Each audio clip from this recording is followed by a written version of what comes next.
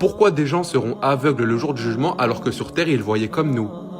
Parce que sur terre, il y avait tous les signes qui étaient devant eux, mais eux, ils faisaient les aveugles sur terre. C'est-à-dire, malgré qu'ils voyaient les signes, ils y croyaient pas. Du coup, Allah, il les mettra aveugles le jour de la résurrection. Parmi une des choses qui est effrayante le jour du jugement, il y a le fait que certains seront ressuscités, non pas avec le corps qu'ils ont maintenant, mais de manière complètement humiliante. Si tu sais comment d'autres encore seront ressuscités, tu peux les écrire en commentaire, et tu peux cliquer sur le lien de la bio de mes réseaux pour participer à un quiz afin de tester tes connaissances en islam. Et pour les gens sur YouTube, il suffit simplement de cliquer sur le lien qu'il y a en cliquant sur mon profil. Il y a un cas particulier qui moi personnellement me touche beaucoup.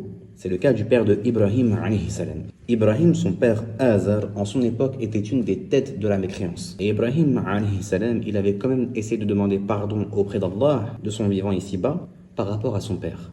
قال سلام عليك سأستغفر لك ربي إنه كان بي حفيا. Le jour du jugement, Ibrahim alayhi salam, il verra son père être ressuscité avec de la noirceur sur le visage. Et il ira voir son père et lui dira: ne t'avais-je pas demandé de ne pas désobéir ici-bas? Et son père lui dira: aujourd'hui, je ne désobéirai plus. Ibrahim alayhi salam ira donc voir Allah et lui dira: oh Allah, je t'ai demandé de ne pas m'humilier le jour où tu les ressusciterais. Et quelle plus grande humiliation que de voir mon père dans cet état. Mais ce jour-là, la foi de chacun ne servira plus à rien. Et Allah lui répondra: j'ai certes interdit le paradis aux mécréants.